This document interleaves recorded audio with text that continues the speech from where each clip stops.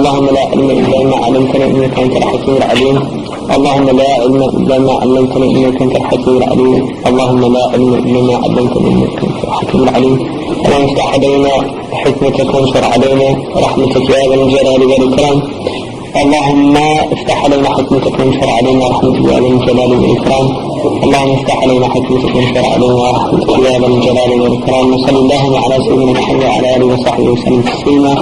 ولا حول ولا قوة إلا بالله العلي العظيم. ولا حول ولا قوة إلا بالله العلي العظيم. ولا حول ولا قوة إلا بالله العلي العظيم. The section that we're going to do quickly, and then I want to go to the sheet that I've given you, is the section on the treatment of the diseases with remembrance of Allah. There's no better treatment for the diseases of the heart than with dhikr. Somebody said, إِذَا مَرِضْنَا تَدَاوَيْنَا بِذِكْرِكُمْ وَنَتْرُكَ الذِّكْرَ أَحْيَانًا فَنَنْتَكِسُ. Which means if we get ill, meaning we have diseases of our heart, then we treat ourselves with your remembrance. And sometimes we abandon your remembrance and we have a relapse. So what he means there is that the diseases of the self are treated by dhikr of Allah. And when you leave dhikr of Allah, you have relapses of those diseases. So if you get angry, and at the point you get angry, you remember Allah. And this is what Sayyidina Umar, one of his people from his shura, had a cousin who was just kind of an ignorant type person, but he said, listen, get me in with Umar. Because in those days Umar had a hajib, and he was the ruler of large portion of land, and the Muslims. So this man wanted to get in, and he brought him in because he was one of Sayyidina Umar's shura, and the man was his cousin, so he got him in with him. And when he stopped, he said to Sayyidina Umar radiallahu anhu, Ya Umar, أعطيني مما أعطاك الله فوالله ما أعطيت جزرا ولا حكمت بعدل أو عدلا. He said, give me something from what Allah gave you, meaning like money. And he said, because you're somebody that hasn't given out much and you don't judge with justice. Now Umar got really angry and hamma bihi, he was actually going to do something about it. And then his cousin immediately said to Umar, يا أمير المؤمنين ألم تسمع بقول الله تعالى وأعرض عن الجاهلين. Just turn away from ignorant people. And when he did that, Umar completely stopped, and the Rawi says وَكَانَ وَقَّافًا عند كتاب الله. He would do only what the book of Allah told him. So the point is, his anger, and he was justified in his anger, because the man was just, he said a lie, and he also insulted the political authority. Right? I mean, there's ways to speak to people, and you shouldn't insult them, because it's a disrespect for the authority of Islam, the Khalifa. But the point is when he immediately, the man reminded him of the Quran, he stopped. And so that's the meaning here. إِذَا مَرِضْنَا, like with غَضَبْ, تَدَاوَيْنَا بِذِكْرِكُمْ. We treat ourselves with your remembrance. وَنَتْرُكَ ذِكْرَ أَحْيَانًا فَنَنْتَكِسُ. But sometimes we leave the dhikr and then we have relapse. And so what he's saying here is that all these diseases can be treated with dhikr of Allah subhanahu wa ta'ala. And so he begins with dhikr kathir. So do a lot of dhikr. Comes from the ayat in Quran. يَا أَيُّهَا الَّذِينَ آمَنُوا اذْكُرُوا اللَّهَ ذِكْرًا كَثِيرًا. Do much remembrance of Allah. Right? And many ayahs in the Quran encouraging us to do dhikr of Allah subhanahu wa ta'ala. In fact, the verse in the Quran which says, وَلَقَدْ كَانَ لَكُمْ فِي رَسُولِ اللَّهِ أُسْوَةٌ حَسَنَةٌ, you have in the message of Allah the best example. لِمَنْ كَانَ يَرْجُو اللَّهِ وَالْيَوْمَ الْآخِرِ وَذَكَرَ اللَّهَ كَثِيرًا. So if you look, the only people that are going to benefit from the messenger of Allah's example are people who do a lot of dhikr of Allah. Because those are the people that their character will be changed. And the word in Arabic for tazkiyah, zakah, means to grow. And zakah, like zakat, means to grow. Yuzaki means yunammi, to make something grow. So tazkiyatun nafs, Allah subhanahu wa ta'ala says that if it wasn't for His bounty, none of you would have grown. مَا زَكَى مِنْكُمْ أَحَدٍ مِنْ أَحَدٍ. So the tazkiyah of the self is a result of work. And the spiritual work that you do is dependent on the dhikr of Allah that you do. Praying the prayers on time is the most important thing. That's if you're not doing that, forget everything else. Sayyidina Umar radiallahu anhu wrote to his Ummal, and it's in the Muwatta of Imam Malik, in Babu Khutas, the times of the prayer. He wrote, and Abu Musa al-Ash'ari was one of his Ummal, and he said, radiallahu anhu, he said, إِنِّي لَأَرَى مِنْ أَهَمِّ أُمُورِكُمْ الصَّلَاةِ. I consider prayer to be the most important thing that you do in your life. فَمَنْ حَفِظَهَا وَحَافِظَ عَلَيْهَا فَقَدْ حَفِظَ دِينَهُ. So whoever guards his prayer and is vigilant about it, about its time, he has guarded his deen. وَمَنْ ضَيْعَهَا فَهُوَ بِمَا سِوَاهَا أَضِيعَ. And whoever is negligent about his prayer, everything else he's going to be more negligent about. So if you're not getting the prayer right, then you've got your priorities wrong about everything. So prayer, in its time, with its ahkam, you have to know what's fard, what's mandub, what's sunnah mu'akkada, so that you can pray properly. You have to know how to do istidrak of your prayer. So that's related to fard ayn. So if there's people now who do a lot of dhikr with a subha, and then they don't do their prayers. There's people that will stay up all night for like a mawlid and be doing dhikr, and then they sleep through fajr. All that they did in the night is a complete waste of time. Waste of time, completely, nothing. Because if that caused them to miss their fajr prayer, there was no good in it. None. The fard is the most important thing in your life. So the foremost thing that you do is your prayer. And your prayer has to be based on wudu, and doing wudu properly, and with its conditions also. And tahara. The Prophet ﷺ said, وَيْرُ لِلْعَقَابِ مِنَ النَّارِ. Woe to the aqab from the fire, people that don't do the wudu and guard their wudu. And then he also said people will be punished for urine that they weren't concerned about, that spilt on them. So guarding against najasa. These are all things and ways of remembering Allah. And that's why they say, أَفْضَلُ ذِكْرِ اللَّهِ ذِكْرُهُ عِنْدَ حَدِّهِ. The best remembrance of Allah is to remember Allah when there's a had of Allah. So somebody who's doing dhikr all the time, and there's a riwayah, it's apocryphal, it's not, I don't know the transmission, but it said that Dawood alayhi salam saw a group of people remembering Allah, and he was impressed with them, and then it was revealed to him that those people are of no worth in the sight of Allah. Because if one woman offered herself to any of them, they would have gone with her. So the point is that outwardly a person, if they look good, if they look strong, if they look all these things, and they're not worshipping Allah subhanahu wa ta'ala, or if the taqwa is not there when the hadd of Allah is coming, then it's of no benefit. And so he says, وَالذِّكْرَ كَثِّرْ وَالْقُرْآنُ خَيْرُهُ. The best dhikr is Qur'an. And the best dhikr of Qur'an is Qur'an with tadabbur. Recitation of Qur'an with tadabbur, which is reading Qur'an, understanding its meaning. And the more you read Qur'an with understanding, the stronger the iman becomes. That's why Qira'at al-Qur'an with tadabbur is so important, because it will actually increase your iman.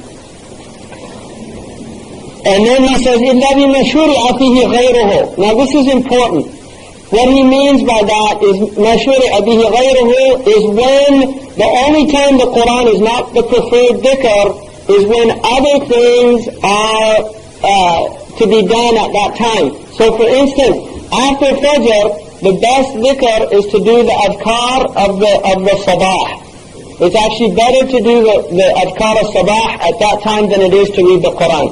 After Maghrib or after Asr, the best dhikr is to do the adhkar of the Masa. And those are actually over the Qur'an at that time. And that's because the Prophet ﷺ did those at that time, and he encouraged us to do those. No, that's what we're going to go into. It's the thing that you have in front of you. And then he says, وَأَدَى. Then he says, وَأَدَى بِالْإِسْتِغْفَارِ وَالصَّلَاةِ عَلَى جَرِيدِ مَا إِلَى الْخَيْرَاتِ begin with istighfar. The reason that you begin your dhikr with istighfar is because dhikr is for tasfiyah. And tasfiyah is to be purified of what has accrued from previous wrong actions. And so by beginning with istighfar, you're asking Allah to remove your wrong actions, and then he said the prayer on the Prophet. And this is traditionally the most common word that was given was istighfar, salah ala nabi, and then tahrir la ilaha illallah Muhammad Rasulullah, la ilaha illallah 100 times. So istighfar 100 times, prayer on the Prophet 100 times, la ilaha illallah 100 times, and then the ikhlas and the ma'awidatayn 3 times each. And that was very common for people to do as a practice. And you should do istighfar at least 100 times a day, preferably 100 in the morning, 100 in the evening. And then do it throughout the day. And then he said, وَأْدَى بِآدَابِ الصَّلَاةِ وَاحْتَمِي مِنْ لَحْنِهِ فَهُوَ مِنَ الْمُحَرَّمِ. Have the adab of the prayer and guard yourself from any lahm. Adab of the prayer on the Prophet ﷺ is the adab of the prayer of salah. So you should have the same adab that you do when you do dhikr, you should do it for like the prayer. If you're not in wudu, you should do wudu. You should be in a tahir place. Now this doesn't mean like when you're traveling in your car, it's encouraged to do if you want to recite Quran or do dhikr. If you don't have wudu, then that's alright. You can do it without from your memory, without the wudu. It's preferable to be in the wudu, but if you're in a situation to remember Allah and you don't have wudu, then you can do that. And it's better to stay in wudu all the time, if you're able to. لَا يُحَوِّ عَلَى الْوُضُوءِ إِلَّا مُؤْمِن. No one will protect his wudu except for a mu'min. Is listening to the recitation of the Quran considered better or worse than other? Yeah, that's good. To listen is better to recite it. Because when you listen to it, the only thing you get is your ear. When you recite it, and that's why the ulama say to recite from the mushaf is more reward than reciting it from memory. Because the eye gets reward, the hand holding it, there's more musharaka in it. Right? So it's actually better to read from the mushaf. But if you memorize from the Quran, a lot of shaykh that I saw, like in Mauritania in particular, because so many people memorize the Quran, they rarely even use a mushaf. People that, in fact one shaykh I knew, he told me he hadn't touched a mushaf in probably about 30 years.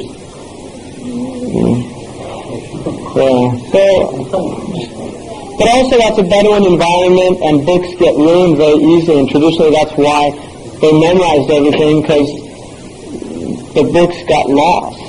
Whereas you live in the cities, the books are always there, and that's one of the things that in one of Plato's dialogues, when the man who invented writing brings it to the king tells him, this is a terrible thing that you've done. He said, why? He said, people will lose memory and they'll rely on the pen.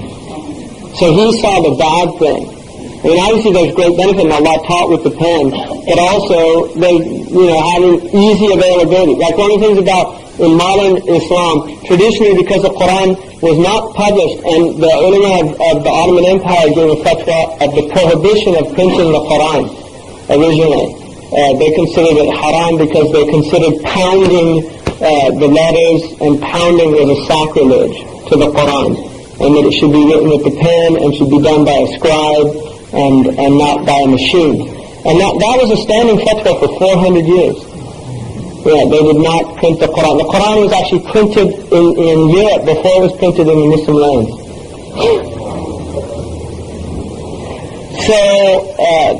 But the point is that people don't realize that the Quran now, because there's so many, and people don't treat the Quran anywhere near the respect that they used to treat it with. People put the Quran on the floor. You go into a mosque, I always judge a mosque by the Qurans in the bookshelves. Always. That's all you have to do. You look at and Shaykh Abdullah al-Qadi, one of the things that most impressed me about his Masjid al-Ahsa, where his Shaykh teaches, the Qurans are all in perfect order. Every time, and they read from them. You see everybody reads them at Jumu'ah, at the end of the Jumu'ah, they're all back in perfect order. And that's from Shaykh doing their teaching them. You go to other places, every time I go, there's mosques there, every time I go there, I look at the thing, it's always really bad, and that's all, some are upside down, some are that's all bad adab. And adab that's what our deen is all about, learning adab with Allah and with creation. And then it says, beware of lahan, which is bad pronunciation, because it's muharram, unless you can't do otherwise. So for من زاد بعدها على الهاوية. So like for the muhallilan or madda hamzahu biya. So if you say like if you say la ilaha illallah, like you go that ilaha, la ilaha illallah, so that's haram. Or say la ilaha illallah, ha, as if there's an alif there. It should be pronounced properly, la ilaha illallah, like that. And then he said, asa bi ijma'in min al-unasi. So the ulama have considered it by ijma' to be a prohibition. وَعَبَدَ الْإِلَهَ بِالْمَعَاصِي. And he has worshipped Allah with wrong action. And it's in the Khazinat al-Asrar, which is the book of one of the ulama. كَمَا بِهِ صَرَّحَ في الخزينة من نورت كلامه السكينة. And then he said, لابد في الذكر بكل حرف من وصفه في مخرج ووصفه. So when you do dhikr, you have to do it with every harf that's in it, from its foundation and its description. And this is learning tajweed, ahkam al-tajweed, because you should use tajweed for your dua. The adhan should be done with tajweed. The hadith should be transmitted with tajweed. And when you do the adhkar like of the sabah and nasa, you should do it with the proper makharij al-huruf, where the huruf come from, and also the rules that apply to them. And then وَأَفْضَلُ الْعِبَادَةِ وَتَفَكُّرُ. The best of ibadah is tafakkur. وَخَيْرُهُ الْفَنَاءُ الْمَقَامُ الْأَكْبَرُ. And the highest is what's called al-fana. And al-fana comes from Imam al-Junayd. And Imam al-Junayd called al-fana'u, which in Arabic literally means extinction.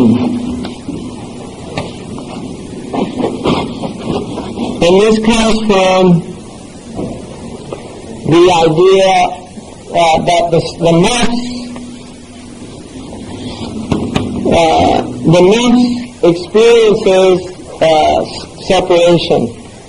Right? In other words, each one of us has an experience of separation from other people. And one of the things that you notice about a child is that they don't really have, when a newborn does not have that experience. There's no nafs. There's no eye, there's no focus of the self, right? And you can see it, because even the way they look around, there's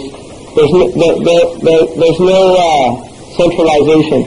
And what happens is they begin, as the child comes in to its identity, which is its I-ness, then it begins to see itself as separate, right?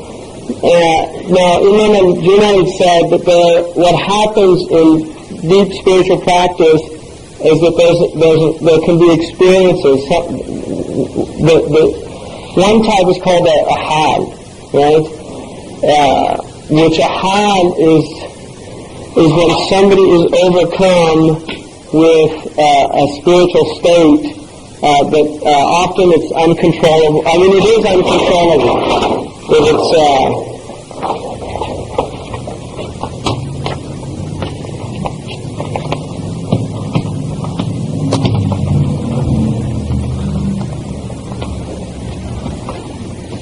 and the ulama of this science differentiate between hal and maqam.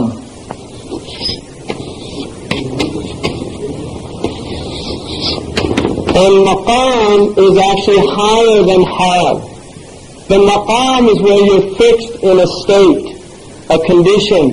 So maqam al-tawbah is where you can't do ma'asiyah, because you're in the maqam of tawbah. In other words, you're in a tawbah, and you're in a maqam now, and so you can't do things wrong wittingly.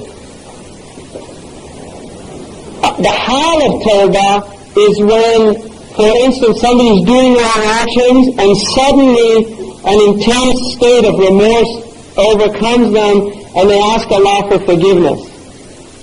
Right? So that's a hal, but it's not a maqam. And the maqam is better because it continues. Maqam al-zuhud is where somebody is in a station. Hal al-zuhud it's a hal that takes them. and it doesn't last. So a person might go into a hal of zuhud, or they might go into a hal of tawbah, but it doesn't last. So the maqam is over the hal. And then you have what's called a warid. And a warid is an inrush that comes into the heart, very powerful, and it usually floods the heart with light, and there's an incredible expansion that can happen from that. And that's also a temporary type state.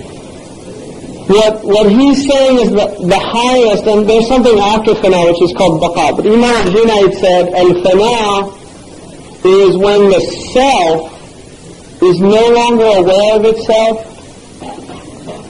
In other words, there's a ghaiba that takes place. There's a loss of the experience of the self. And this does not last, because if it lasts, you call it insanity. Right? I mean, and that's why spiritual psychosis is real. There are people that actually go into experiences that they can't control or understand, and they get sick. And it happens all the time in this culture. There's a lot of people that do meditation and go get into Zen Buddhism, or and they start doing a lot of meditation, and they literally can lose it completely. And that's why it's so dangerous to be doing these things without the protection of prayer, without protection of wudu, without protection, because Islam is all grounding. We're not trying to get these spiritual experiences. We're to be grounded. That's what Allah has commanded us to do, to be grounded. But if you do dhikr, which Allah commands you to do, and you do it properly, then often there are certain things that will happen interiorly, in the inner self. And those things, there's a science of understanding them, which is part of the science of the khawatir, knowing if it's from shaitan, because shaitan has a lot of games that he can play on people that are doing these things, or if it's angelic, or if it's from the nafs. And this is one of the things about New Age people, is that most of the stuff that happens to them, because they do have these experiences, like people that go into New Age religion, or go into Zen, or go into Kundalini, that like fire yoga, you do this Kundalini breathing, things like that. In this culture, there's a lot of people that do these type of things, and they do have experiences, but they can't distinguish between the satanic, the nafsanic, and the angelic, and the rahmanic experiences. They can't. They don't know how to distinguish between them. And most of what's happening to them is from shaitan and the nafs. What's that? Absolutely, yeah. Possession is very real. Like people open up themselves to jinn to come in. Absolutely.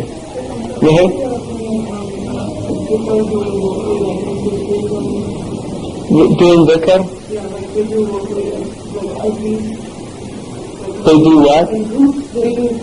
Group dhikr? Yeah, I'll talk about that in a second, about group dhikr. So anyway, this idea, what fana is that the experience of the self, the person who's doing dhikr is no longer aware of the self. And that can happen, and he's saying that is the highest tafakkur. And this is why when Sayyidina Ali's son, not Hassan or Hussein, but one of the other sons, was struck with an arrow, and they wanted to take it out from him, they waited till he went into prayer. And when he went into prayer, they pulled it out and he didn't feel it.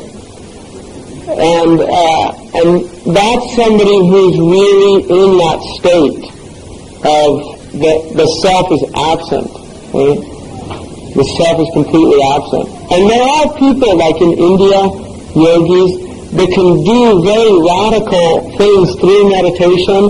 They can endure incredible pain and things like this. So this is not limited to the Muslims in terms of that there are, the psyche has extraordinary powers. But what the Muslims recognize is that Allah subhanahu wa ta'ala, if a person is sincere, and a person is remembering Allah subhanahu wa ta'ala, then Allah subhanahu wa ta'ala can put them in a state of absolute witnessing with Allah, where they're not aware of their surroundings. And many of the Sahaba, obviously, many of them were in that state. And this is one of the interpretations of the hadith that my slave does not draw near to me by anything more beloved to me than the fard. And he will continue to draw near to me with the nawafil until I love him. And when I love him, I become the eye with which he sees, the ear with which he hears, the tongue with which he speaks, the hand with which he grasps. And if he seeks refuge in me, I give him refuge. If he asks me, I give him. That hadith in no way means that God becomes man, which is called hulul. Hulul is haram to believe that. And if you believe that, you're outside of Islam. Hulul is the idea of incarnation. And that hadith in no way means that. And anybody that believes that is a zindiq. They're a heretic out of Islam. So we don't believe in divine incarnation. We don't believe in that. We don't believe that God becomes creation.